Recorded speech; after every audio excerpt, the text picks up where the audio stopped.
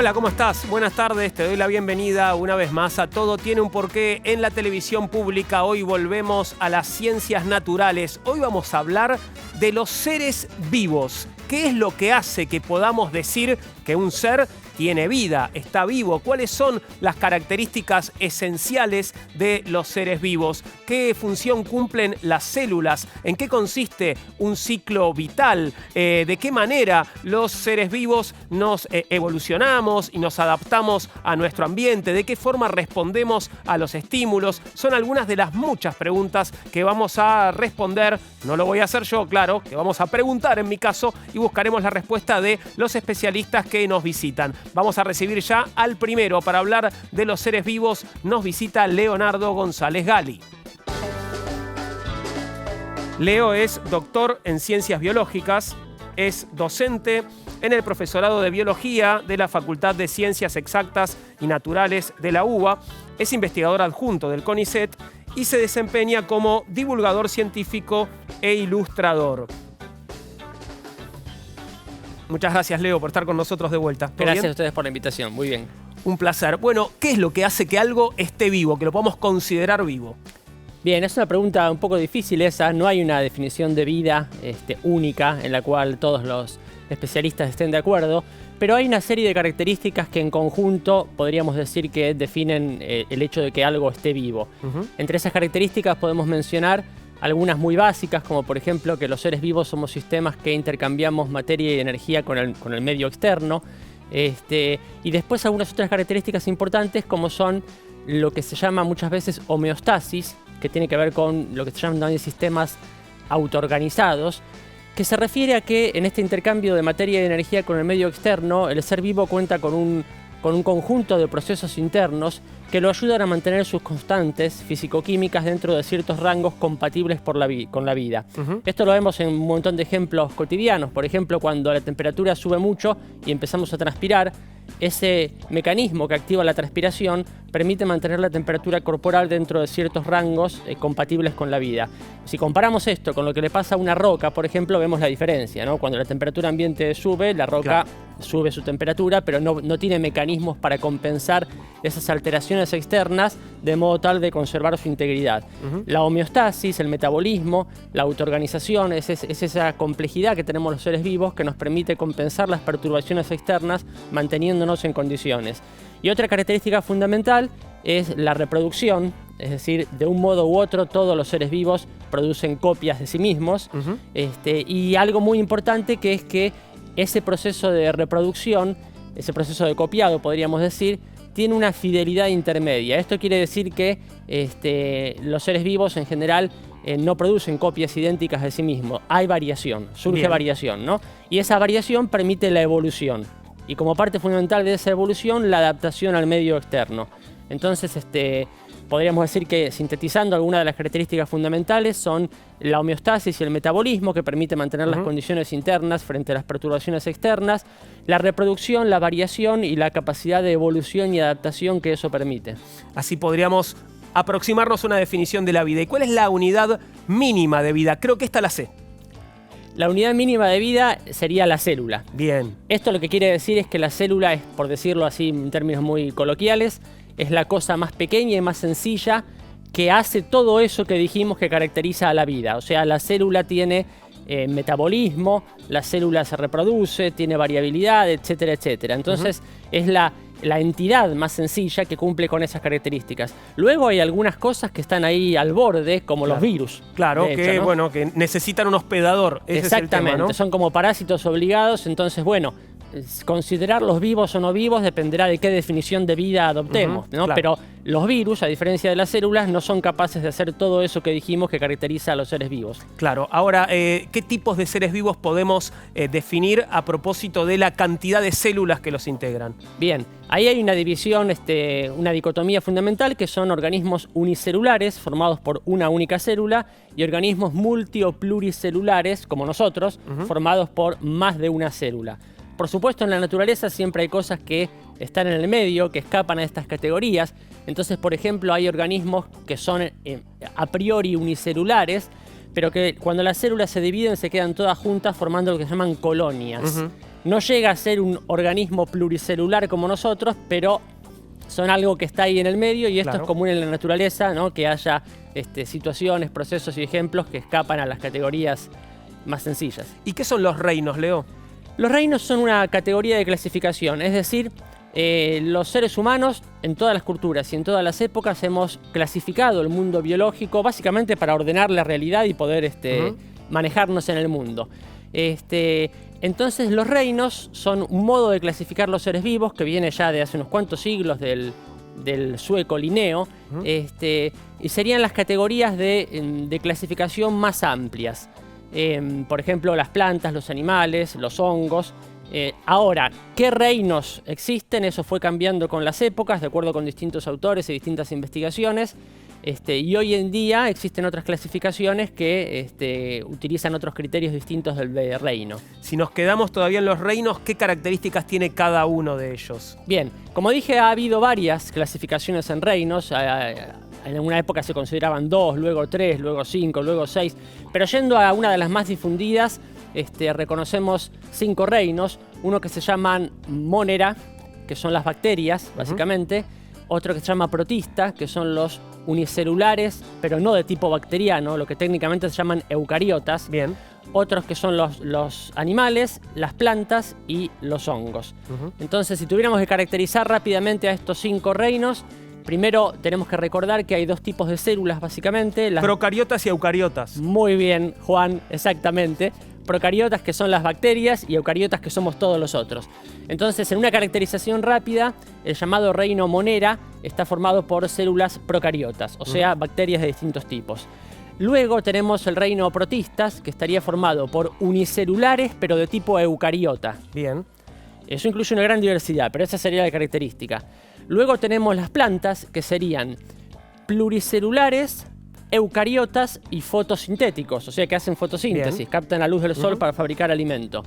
Luego tendríamos los hongos y los animales, que son los más difíciles de distinguir, aunque parezca mentira, pero tienen características en común. Tanto hongos como animales serían pluricelulares, eucariotas, no fotosintéticos. Bien. Ahora, para distinguir animales y hongos se complica un poquito más, porque si bien para cualquiera es muy fácil distinguir a un león, como el que aparece ahí en imágenes, De un champiñón. de un champiñón, hay otro tipo de animales donde las diferencias ya son menos obvias. Entonces ahí hay que ir a la escala celular para encontrar algunas diferencias. En general podríamos decir que los animales han alcanzado niveles de complejidad de organización mayores que los hongos. Los hongos todos tienen una estructura anatómica muy sencilla. Y después hay algunas diferencias a nivel celular, como por ejemplo que los hongos, las células de los hongos, por fuera de la membrana tienen una pared celular. Bien. Cosa que las células de los animales, como nosotros, no tienen. Ahí se complica un poquito más la distinción, pero esa sería básicamente las diferencias de los 5 grandes reinos. ¿Me esperás un minutito, Leo? Porque voy a hablar sobre algo que se llama el mapa de los seres vivos y tengo una comunicación para eso con Gonzalo Romano. Gonzalo es doctor de la Universidad de Buenos Aires en el área de Ciencias Biológicas, es profesor adjunto de Micología de la Universidad Nacional de la Patagonia, San Juan Bosco, y presidente de la Fundación Hongos de Argentina. Hola, Gonzalo, ¿cómo estás? Buenas tardes, ¿todo bien? ¿Qué tal, Juan? ¿Cómo estás? Muy bien, muchas gracias. Gracias por atendernos. Gonzalo, contanos en qué consiste el mapa virtual que desarrollaste. Bueno, lo que hice yo básicamente fue desarrollar un mapa que difiere de los mapas comunes que uno está acostumbrado a ver, porque los mapas en realidad son representaciones visuales. O sea, nosotros tenemos un dibujo, digamos, que da la casualidad de estar marcado dentro de lo que consideramos un mapa. Lo que yo hice fue generar una capa de algunas de las ecorregiones más comunes que hay consenso entre lo que es el mundo científico, que nos permite llevarlo a análisis biogeográficos. Entonces, a través de este mapa, uno puede volcarlo en programas de análisis, digamos, geográficos, en donde también podemos sumar distintas variables, como por ejemplo variaciones de temperatura, distintas ecorregiones, que es digamos, hay distintas categorías de lo que son ecorregiones. Podemos sumar temperaturas, podemos sumar precipitaciones y distintas condiciones que nos permiten llevar a cabo un análisis. Con este tipo de mapa lo que podemos hacer entonces es decir, por ejemplo, yo que trabajo en diversidad y ecología de hongos, lo que hacemos es decir, bueno, encontramos tal especie de hongo en tales coordenadas GPS. Entonces, extrapolando, usando todas estas capas y toda esta información, uno puede llegar a buscar en qué otros lugares del mundo o del alcance que tenga nuestro mapa podría llegar a estar presente esta especie. Ahí me queda claro entonces cuál es la utilidad del mapa y su objetivo y cómo funciona exactamente, Gonzalo. Nosotros lo que tenemos que indicarle a estos mapas es básicamente, primero, con qué especies estamos trabajando, y luego tenemos que tratar de indicarle todos los lugares donde nosotros tenemos constancia de haber observado a la especie.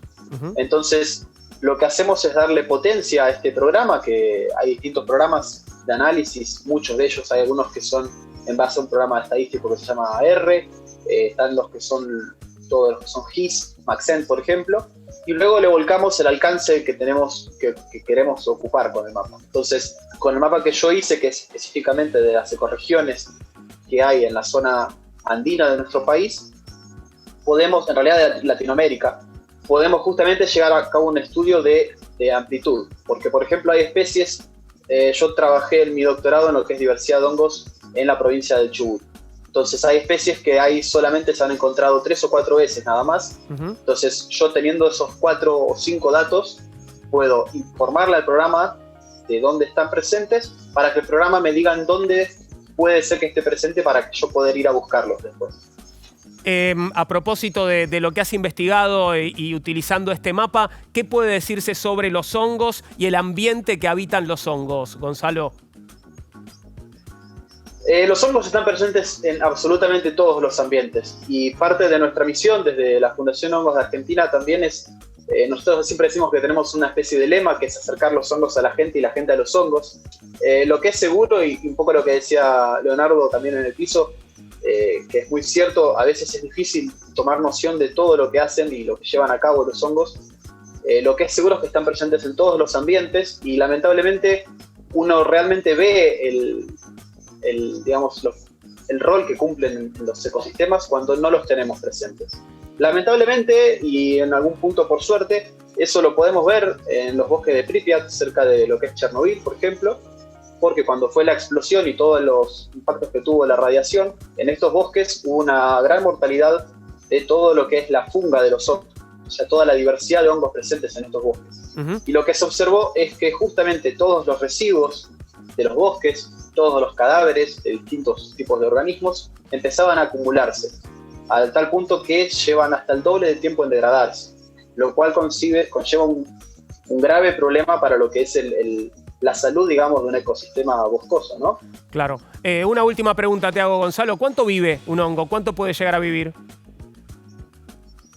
Esa pregunta es buenísima. Vos sabés que tengo acá para ilustrar, porque uno en general cuando piensa en los hongos piensa solamente en las fructificaciones de los hongos, ¿no? Sí. Pero en realidad los hongos, como las imágenes que están mostrando, en realidad los hongos están formados, el verdadero cuerpo de los hongos es un conjunto de células que se conoce como micelio, ese nombre que reciben. Nosotros cuando trabajamos en cultivo, ahora estoy trabajando en cultivo de hongos, acá tengo a mi amigo para ilustrar, los hongos pueden crecer, todo lo que es el micelio puede crecer en el sustrato, en este caso es acerrín de aserraderos, porque es un residuo en definitiva. El micelio puede crecer indefinidamente, y cuando se empieza a quedar sin alimento es que genera las fructificaciones, que en este caso son gírgolas, que es un hongo comestible. Okay. Pero lo que es el micelio en sí mismo, si siempre tuviera la posibilidad de alimentarse, el hongo podría continuar creciendo. De hecho, se han encontrado en Estados Unidos un ejemplar, haciendo distintos tipos de análisis genéticos, que tiene una extensión de más de 300 hectáreas de diámetro, el micelio. Con lo cual, en cuanto a extensión, pueden extenderse bastante y se le calcula una edad estimada de 2.400 años. Gonzalo, muchas gracias. Gracias por estos minutos. Te mando un abrazo grande. Gracias a vos. Un placer escucharte. Gracias, Gonzalo. Gracias por el espacio, Juan. Un placer. Bien, hablábamos de clasificaciones, Leo, y me decías que hay otras clasificaciones, además de los reinos. ¿Cuál podrías mencionarnos? Bueno, una clasificación posterior, más reciente, de fines de la década del 70, es la clasificación en dominios. Bien, ¿qué son? Y eso está basado en una investigación originalmente de un investigador llamado Carl West, que que lo que hizo fue comparar a nivel molecular los seres vivos, lo que se llama el ARN, y determinó a partir de esos análisis que a partir del ancestro común de todos los seres vivos se dividieron tempranamente 3 grandes ramas. Y a los organismos derivados de esas 3 grandes ramas evolutivas los llamó dominios, y esos serían lo que se llaman bacterias, arqueas y eucaria o eucariotas. Tengo un informe sobre los 3 dominios, así no tenés que contarlo, Leo, lo Muy vemos bien. y seguimos conversando. Estos son los 3 dominios.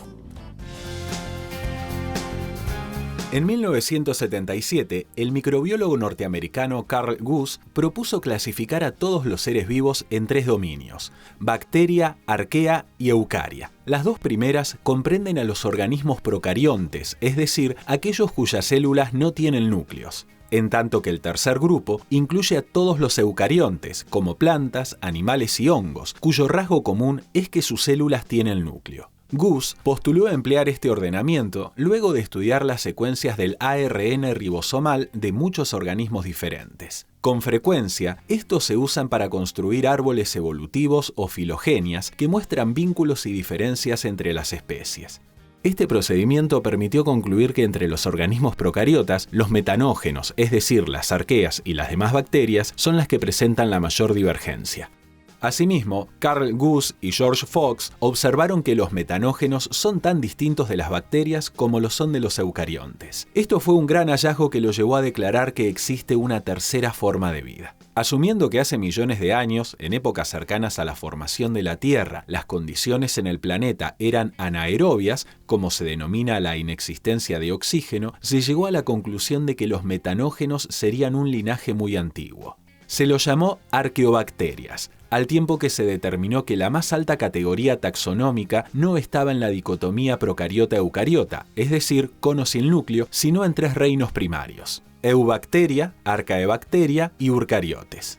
En 1990, Guss y sus colaboradores analizaron del mismo modo a otros organismos. En esta ocasión observaron que los metanógenos y un grupo importante de extremófilos, como se llama a aquellos seres capaces de vivir en condiciones extremas de salinidad, calor o ácido, entre otros ambientes desfavorables para la vida, figuraban como un grupo coherente con la prueba de ARN ribosomal. Esto los condujo a postular el sistema de 3 dominios, cambiando su nombre por bacteria, arquea y eucaria. Estos grupos de organismos tendrían un ancestro común denominado progenote o protobionote y una antigüedad de 3 a 4.000 millones de años.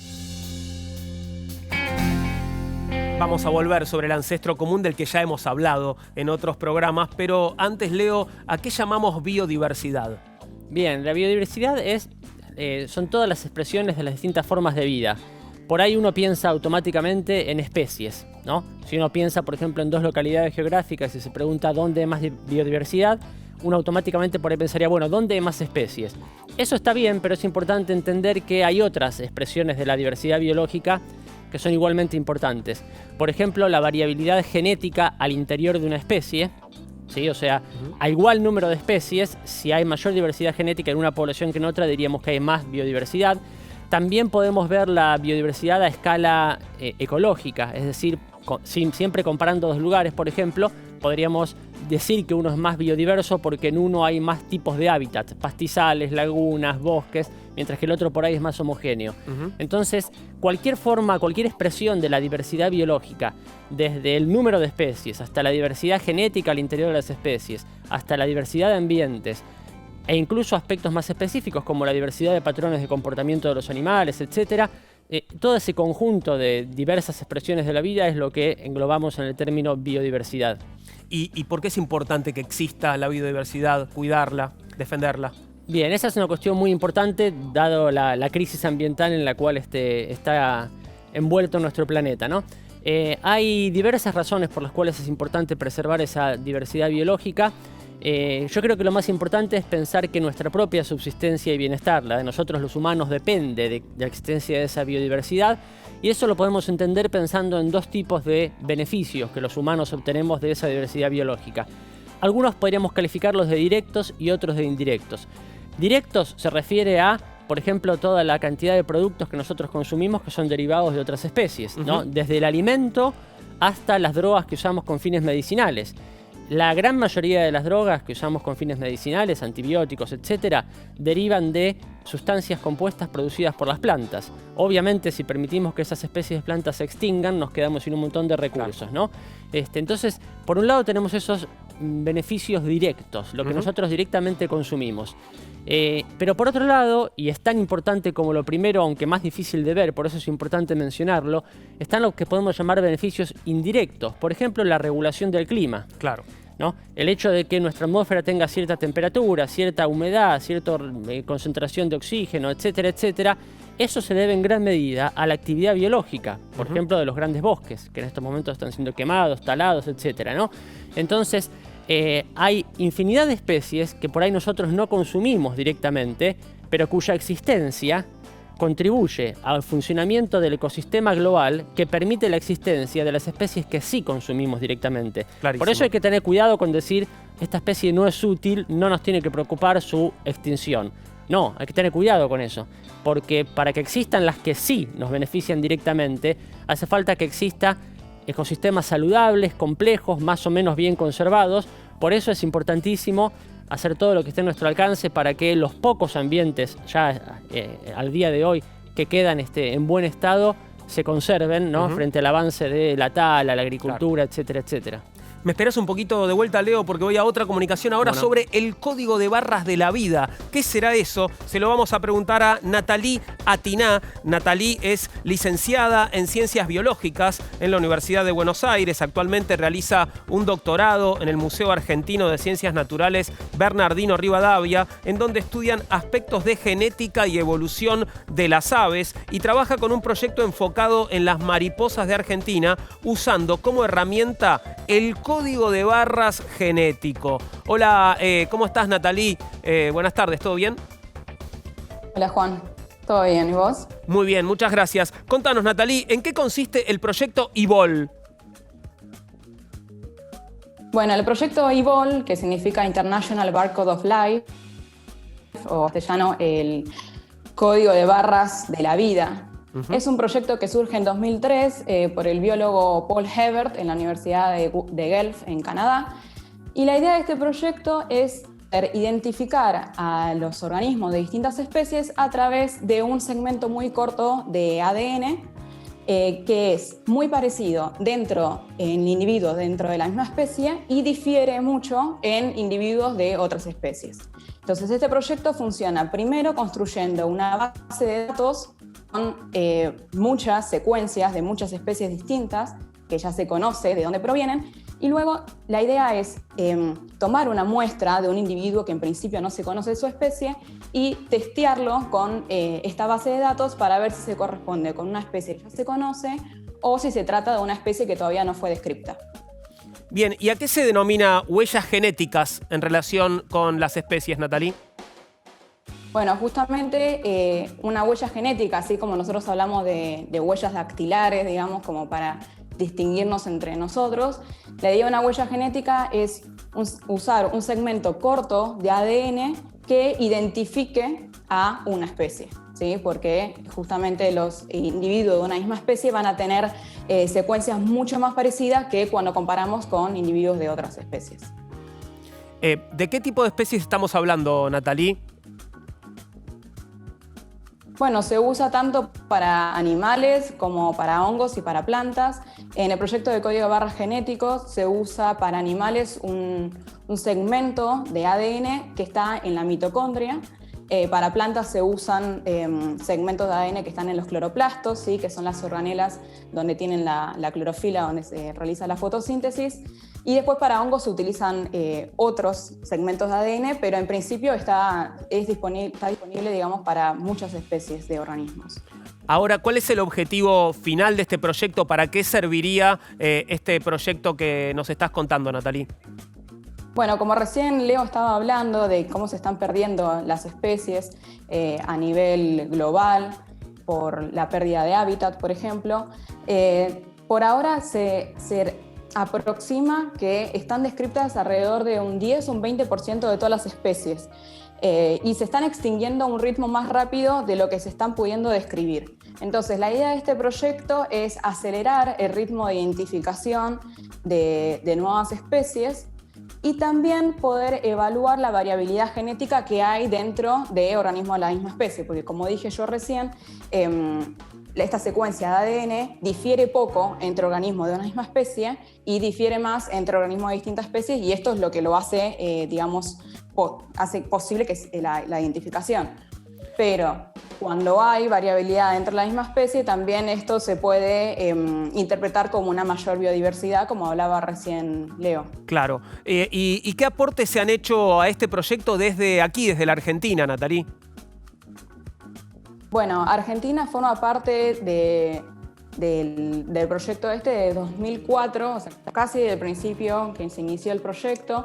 El Museo Argentino de Ciencias Naturales fue el primer nodo regional que está trabajando con este tema, y desde hace más de 10 años se realiza anualmente un workshop de entrenamiento para científicos del país y de la región, donde se enseña el protocolo para obtener los códigos de barras genéticos y también para subirlos a la base de datos internacional. Y se trabaja, en el museo nosotros trabajamos con muchos proyectos paralelos con esta herramienta. En particular, yo ahora estoy trabajando con las mariposas de Argentina para evaluar patrones de diversificación, y también se trabaja mucho con las aves. En la Patagonia se está trabajando con peces, ¿sí? Nosotros desde Argentina estamos aportando mucho a este proyecto casi desde el principio. Nathalie, muchas gracias por estos minutos. Te mandamos un saludo. Bueno, a vos. Gracias. Un saludo grande. Hasta luego. Me quedé, Leo, con esto de que las especies se están extinguiendo a un ritmo más rápido del que nos lleva identificarlas. Es tremendo eso. Es tremendo y es así. Sí, ya a fines de la década del 80 se estimaba la pérdida de 3 especies por hora, más o menos. Y probablemente eso sea peor hoy en día. Esa es una estimación optimista probablemente hoy en día. Hablamos de biodiversidad. Bueno, esto es pérdida de biodiversidad, pero ¿cuál es el origen de la biodiversidad? Bien, si pensamos en periodos de la historia de nuestro planeta, antes de que los humanos generáramos esta extinción acelerada en estos días, la diversidad que había en un momento dado era un balance entre la extinción natural y el origen de especies nuevas. Las especies surgen unas a partir de otras, básicamente, ¿no?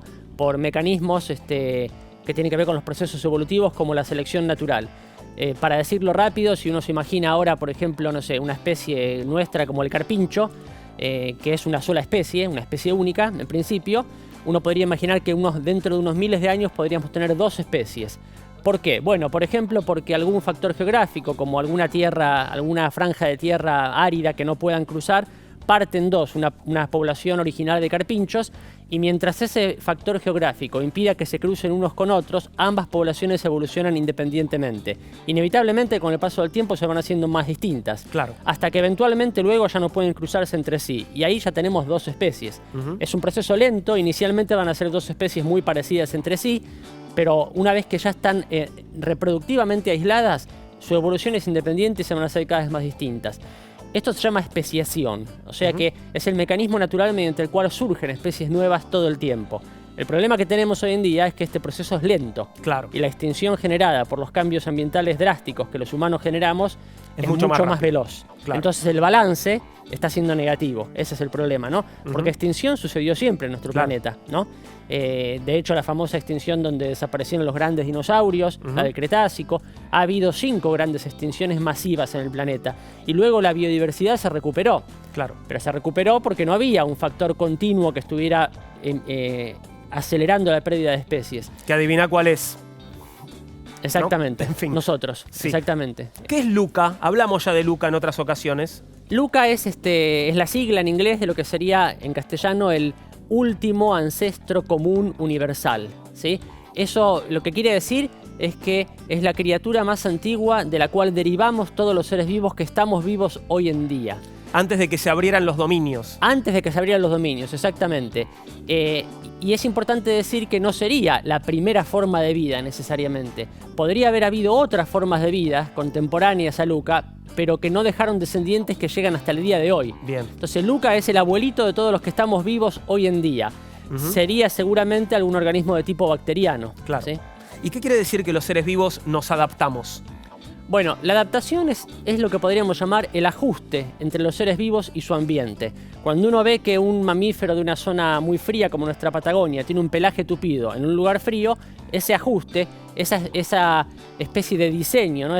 Que parece que está hecho a propósito para sobrevivir ahí, sería la adaptación. Lo mismo cuando vemos la forma hidrodinámica de un delfín. Ese ajuste entre el entorno y el organismo es la adaptación.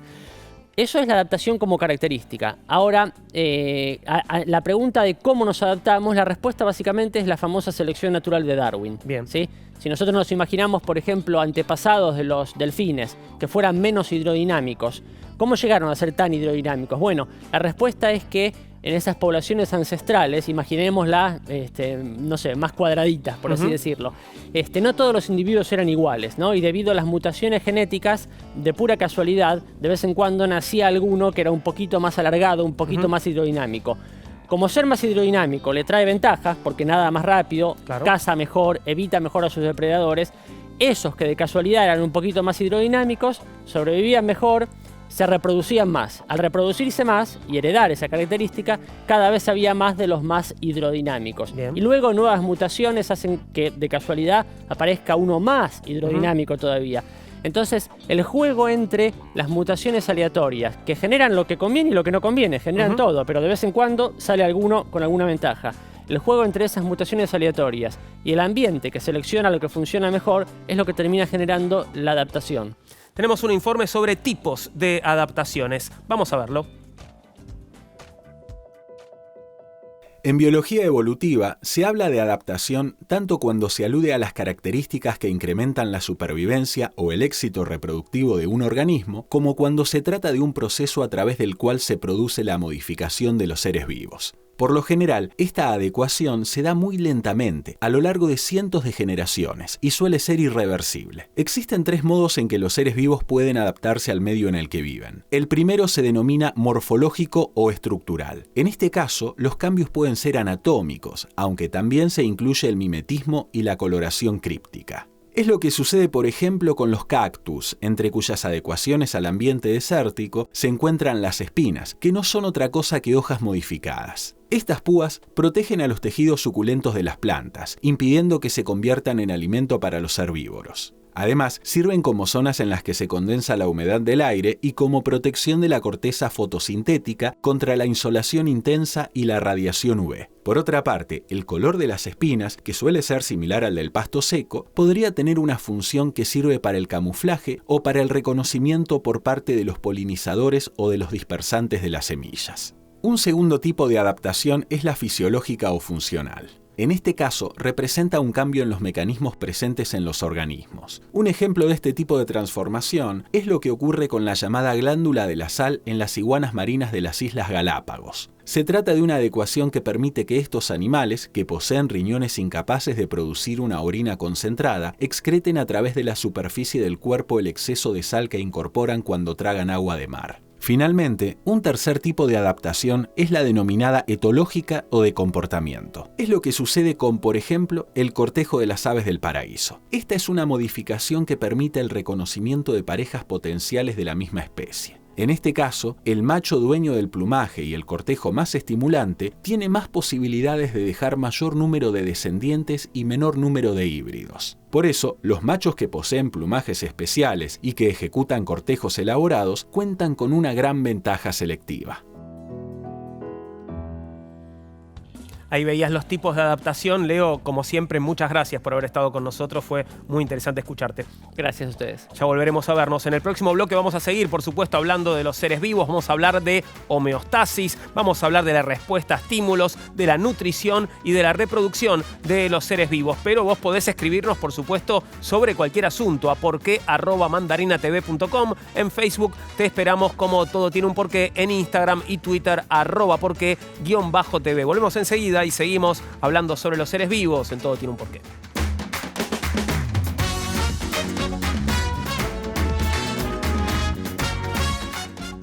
Los seres vivos es nuestro tema de hoy en Todo Tiene un Porqué y ahora van a explicarnos qué es la homeostasis. Vamos a hablar también de la respuesta a estímulos, la nutrición, la reproducción de los seres vivos y vamos a hacerlo con nuestro próximo invitado. Ya establecemos contacto con Luis Capozzo.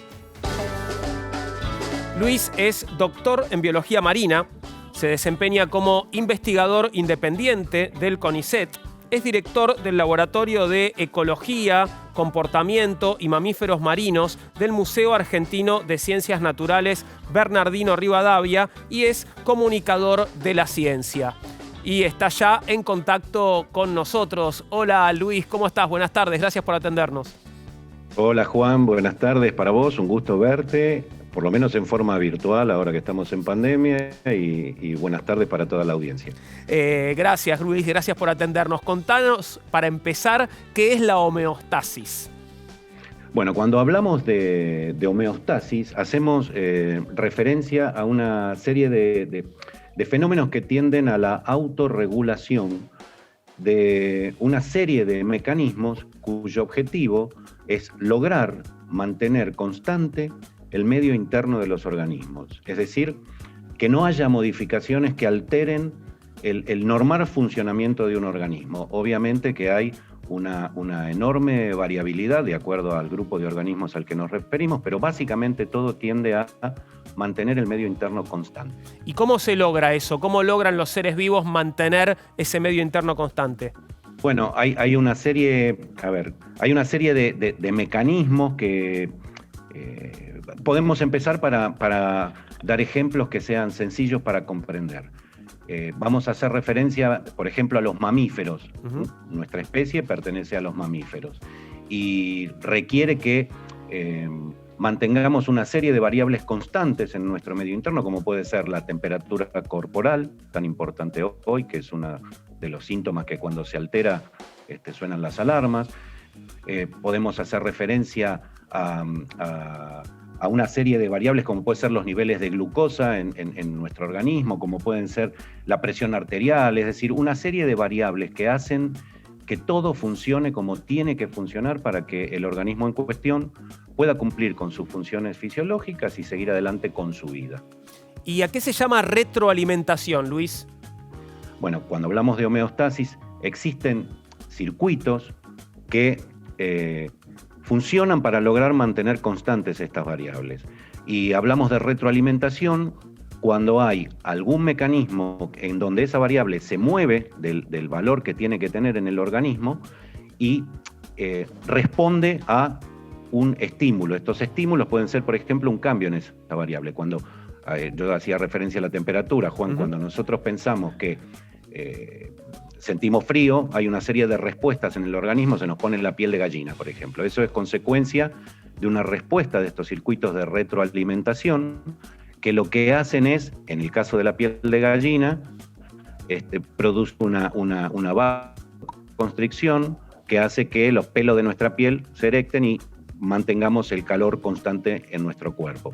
Obviamente que hay un rango amplio tenemos una serie de respuestas diferentes. Retroalimentación hay de dos tipos. Están alimentación positiva, en donde el circuito de la respuesta va en el mismo sentido, uh-huh, y otros que son más cercanos a las respuestas fisiológicas de los organismos o incluso a nivel celular, de lo cual pueden hablar con mayor autoridad aquellos biólogos que se dedican a la biología celular. Vos sabés que yo soy ecólogo, uh-huh, y en estos circuitos, en la retroalimentación negativa, hay mecanismos que funcionan a partir de lograr que esas variables vuelvan a los valores necesarios para el buen funcionamiento fisiológico en este caso, o del organismo en general. Entonces, los organismos responden a estímulos. Estos estímulos que vienen del exterior, del ambiente en donde desarrollan su vida los organismos, monitoreados por receptores. Estos receptores, que pueden ser en la piel o en los órganos, envían una respuesta cuando se modifica esta variable a lo que es nuestro cerebro, que sería el hipotálamo. Uh-huh. Y a través de las respuestas ante los cambios de esos estímulos que se perciben por medio de lo que es la sensibilidad del organismo ante una modificación de esa variable, como puede ser la temperatura, la presión arterial, los niveles de glucosa, se emite una señal que a través de otros circuitos, como puede ser el circuito hormonal o el circuito de lo que se llama sistema nervioso autónomo. Tenemos un informe a propósito, Luis, de respuesta a los estímulos que nos cuenta qué son los tropismos. Si te parece, lo vemos y seguimos conversando, no. Luis. ¿Qué son los tropismos? Te lo mostramos. Se denomina tropismo al fenómeno biológico natural que indica el crecimiento o cambio direccional de un organismo, normalmente una planta, y que ocurre como respuesta a un estímulo medioambiental. Los movimientos pueden ser, según la dirección que asume la planta, positivos o negativos. Los vegetales son sensibles a una variada colección de estímulos como la luz, la fuerza de gravedad, el contacto con un sólido o el quimiotropismo, que producen distintas respuestas. En lo que respecta a la luz, se trata del factor necesario para llevar a cabo la fotosíntesis, por lo que la parte aérea de la planta crece hacia ella, un fenómeno llamado fototropismo. En el caso de los tallos es positivo, mientras que en las raíces es negativo. Esta reacción está controlada por las auxinas, cuya síntesis se inhibe por la luz. Otro factor que repercute en los vegetales es la fuerza de gravedad, un fenómeno que se denomina geotropismo o gravitropismo. Esta característica es vital durante la germinación, ya que en este proceso el tallo crece en contra de la fuerza gravitatoria. Esto le permite atravesar el sustrato buscando la luz, mientras que la raíz crece en sentido inverso, en busca de agua y sales minerales. También hay que tener en cuenta altigmotropismo, como se llama al contacto entre un vegetal y una superficie sólida. Esto provoca la tendencia de que ella crezca alrededor del objeto, como las trepadoras. Finalmente, otra adaptación de las plantas al ambiente es el quimiotropismo, es decir, a la capacidad de los vegetales para detectar y reaccionar ante ciertas sustancias químicas. Dependiendo de la naturaleza o concentración de la sustancia que se encuentra en el suelo, crecerán hacia zonas aireadas del terreno o hacia el agua, fenómeno conocido como hidrotropismo. Este tiene gran importancia adaptativa para la supervivencia de las plantas terrestres. Se trata de un mecanismo que comienza en la cofia con la percepción del gradiente de humedad del suelo. A partir de esta capacidad, generan una señal dominante que debilita la percepción y respuesta al estímulo de la gravedad. De esta manera, a lo largo de millones de años, las plantas han desarrollado asombrosas respuestas al entorno en el que habitan.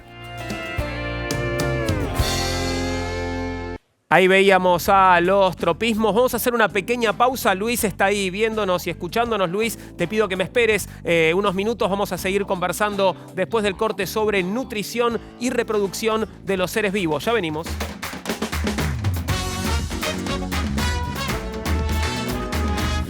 Continuamos con Todo Tiene un Porqué y antes de la pausa veíamos en el informe sobre los tropismos, cómo las plantas, utilizan la luz para generar sus propios nutrientes, pero no todos los seres vivos nos nutrimos de la misma manera y a eso quería llegar ahora con Luis Capozzo. ¿Cómo nos nutrimos los seres vivos, Luis? Bueno, a partir de ese informe, viste que el tropismo es una respuesta de las plantas ante un estímulo que es la luz, que en este caso es un estímulo del tipo físico. También hay otros estímulos que son de tipo químico y también se vinculan con lo que hablábamos antes para poder mantener las variables internas del organismo. En el caso de las plantas, la respuesta a la luz, estos tropismos, son un comportamiento frente a una variable que es la luz y que es necesaria para generar su propia nutrición. Ahora, primero podemos definir cómo se nutren los seres vivos en general, y es la necesidad de incorporar nutrientes para poder crecer, desarrollarse, reproducirse y cumplir con las funciones de su vida. Entonces, cuando hablamos de nutrición, tenemos que hacer una división muy amplia. En el caso de las plantas, por ejemplo, hablamos de organismos que se denominan autótrofos, es decir, que tienen la capacidad de generar sustancias orgánicas complejas para producir sus propios tejidos, para nutrirse, a partir de la utilización de sustancias inorgánicas simples. En el caso de las plantas, son autótrofas porque utilizando la energía del sol y sustancias sencillas como el dióxido de carbono como fuente de carbono y otras sustancias como el agua, pueden generar en procesos internos, a través de la fotosíntesis, los hidratos de carbono necesarios para cumplir sus funciones y obtener la energía necesaria para crecer, reproducirse y vivir. Es decir, que cuando hablamos de por qué un organismo necesita nutrirse, estamos hablando de materia y energía que como en todos los sucesos que podemos analizar en el universo conocido, se intercambian de manera permanente. Por eso es necesaria la nutrición. ¿Y los heterótrofos? El otro tipo de nutrición, Juan, son los organismos heterótrofos, es decir, aquellos organismos que necesitan incorporar esas sustancias orgánicas consumiendo a otros. Y entonces ahí aparecen de nuevo lo que nosotros en ecología llamamos las redes tróficas, en donde un organismo se alimenta del otro. Y en ese enorme equilibrio se da lo que de una manera muy interesante mencionaba Leonardo cuando hablaban de adaptabilidad y de biodiversidad. Es decir, que hay una rama, una red que es global entre los organismos, en donde en el caso de los heterótrofos necesitan comerse a otro organismo para poder obtener la energía necesaria. ¿Qué quiere decir, Luis, que los seres vivos cumplimos un ciclo de vida? Bueno, un ciclo de vida, primero tenemos que definir lo que es un ciclo biológico en las distintas especies que nos acompañan en el planeta.